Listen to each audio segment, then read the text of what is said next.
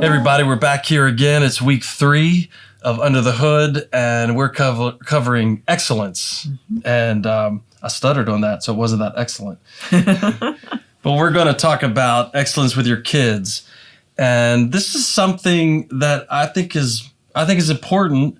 And I don't know that we intentionally did it at the beginning, but it was kind of something that seemed to develop with us and our kids over the years.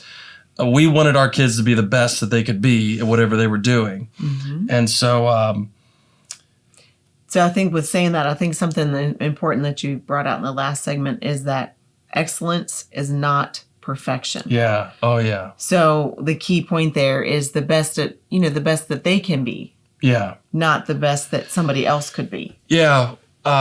One big pitfall with trying to have your kids strive for excellence is comparing them to other kids. Mm-hmm. And that's really not fair to them or anyone else. And so first thing I would do is wholeheartedly recommend never compare your kids to the kids down the street or the kids at the church or the kids that go to school with. Or their siblings. Or their siblings. That's true. Yeah. Mm-hmm. Never compare them to each other. So one of the things that we wanted to do for the kids is show them what it looked like first. Right.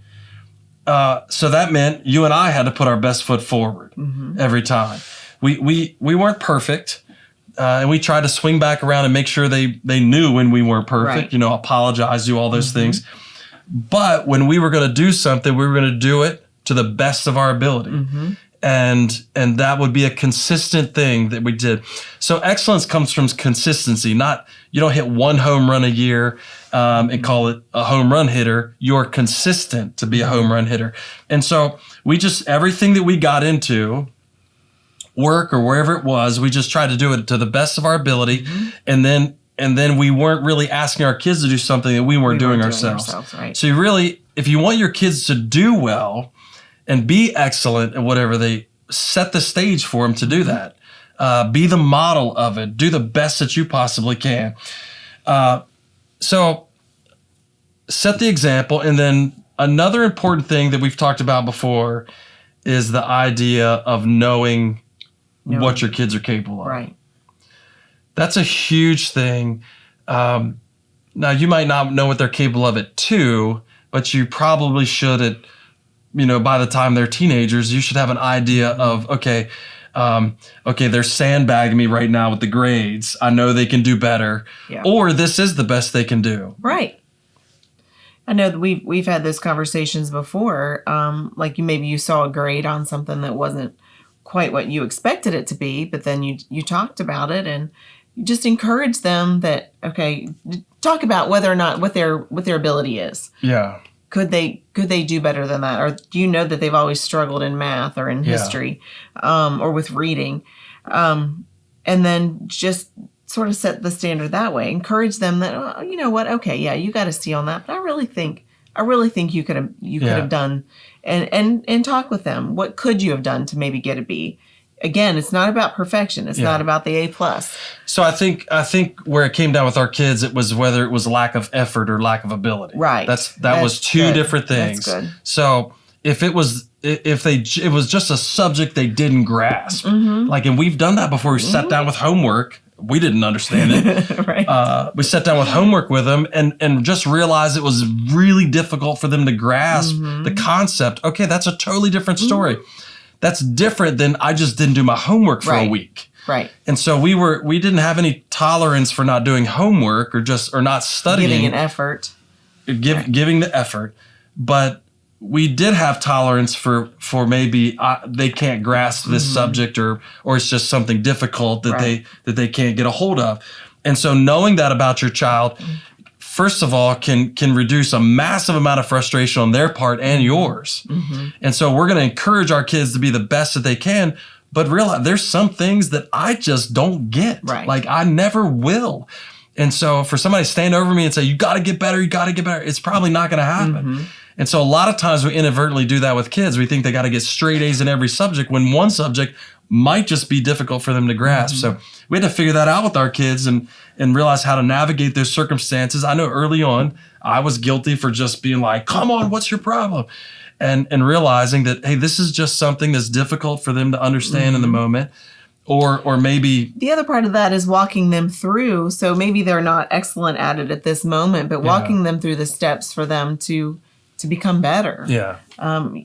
Encourage them to talk to a teacher or discuss an argument with a friend, whatever that might be. Yeah, that's the effort part, making sure that they've done all the things that could get them to that place. So something else, we realize encouragement motivates as much as punishment. For sure. I probably wasn't as good as this as I should have been, but kids need a ton of encouragement. I'm not saying you're great at everything and you're a superstar, but genuine encouragement. Hey, I saw you put the effort in that. You got to see, but I saw you put the effort in that, and that's what I'm proud of. Or you did get an A, and I'm extremely proud of that. And I know early on, I had more tendencies to want to critique everything, or you better not get a bad grade. That type of mentality versus saying, hey, I believe that you're going to do well in this. And if you want your kids to strive towards becoming better and strive towards excellence, you're going to get a lot farther down the road by encouraging them towards that than critiquing or disciplining them when they don't hit it. I'm not saying discipline isn't necessary. Right. Discipline or critique isn't necessary. It's all part of the thing. I just know from motivation side, encouragement is the key. It goes a lot farther. It goes a lot farther. If all you ever do is walk, well, you didn't clean your room, well, you didn't do this, you didn't do this, you didn't do this, you didn't do this. All of it may be true. But if that's all they hear, then it's this constant message of not measuring up, not measuring up, not measuring up.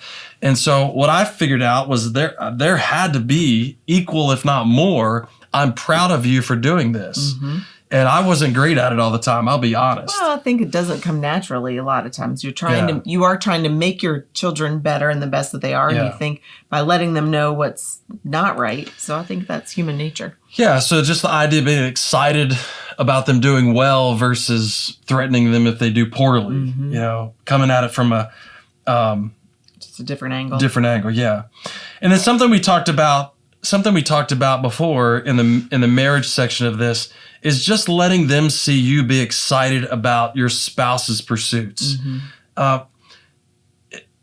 We could paint a dim picture to our children if the only thing we're excited about is what we're involved in. And they're going to get the picture real quick.